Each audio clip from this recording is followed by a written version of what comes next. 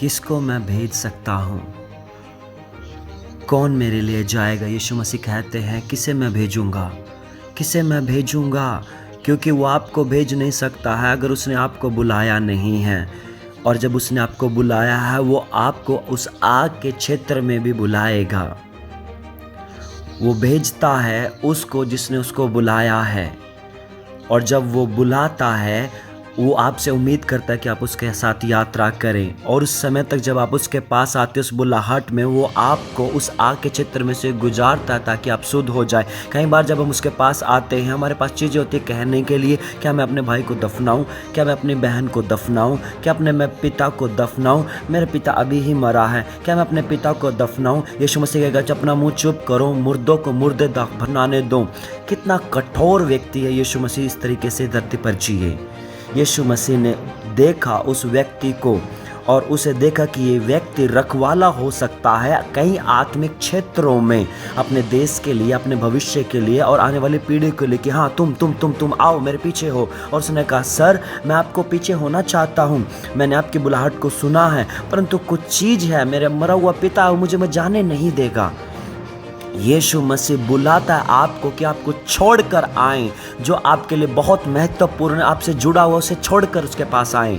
वो आपका धन हो सकता है, आपकी कोई कीमती चीज़ हो सकती है। कई बार आपको कहेंगे कि मैं परमेश्वर के द्वारा बुलाए गए हूँ, परंतु आप बुलाए नहीं गए हैं। इतने लोग चाहते हैं कि मैं बुलाया गया हूँ, पर वो बुलाए नहीं गए हैं। परमेश्वर आपको बुलाता है उस क्षेत्र में जिसमें आप कुछ चीज़ को छोड़ना नहीं चाहते हैं। पतरस को परमेश्वर यीशु ने कब बुलाया? उस समय पर जब उसके पास बहुतायत से था।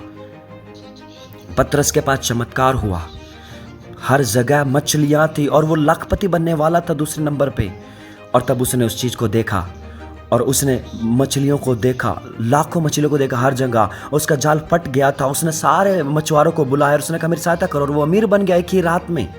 और उसने देखा पैसे को, और उसने यीशु मसीह को देखा, उसने मछली को देखा और उसने कहा कि ये अगला समझौता हो सकता है मेरे अगले अर्थव्यवस्था को सुधारने के लिए। तब उसने देखा और उसने सब कुछ मछलियों को छोड़ दिया, उसने जाल को छोड़ दिया, उसने सब कुछ छोड़ दिया और वो रोने लगा और गिर गया और उसने कहा, प्रभु प्रभु प्रभु।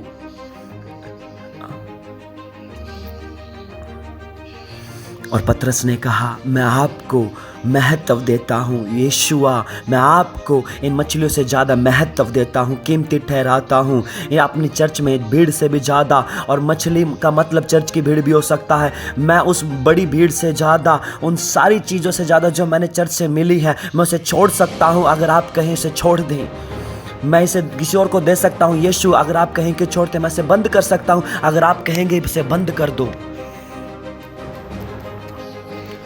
राबाशा का, अगर आप अनुभव करना चाहते हैं उसकी बुलाहट का, अगर आप कुछ छोड़ना नहीं चाहते, भूल जाइए। आप कोई भी छोड़ना नहीं चाहता है। अगर आप परमेश्वर की बुलाहट का जवाब देना चाहते हैं बिना कुछ उस कीमती चीज़ को छोड़े जो आपसे महत्वपूर्ण आपके लिए, एक अदला बदली होती है।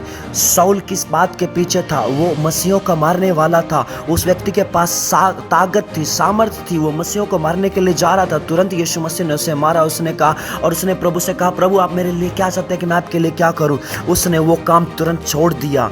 उसने वो सारा अपना काम छोड़ दिया, अपनी सारा वो पद, ताकत और जितना प्रभाव था सब कुछ छोड़ दिया और यीशु मसीह का दास बन गया। और वो एक दास बन गया। वो कब बना? जब उसने सब कुछ जो स्वाभाविक क्षेत्र में उसके पास था सब कुछ उसने छोड़ दिया।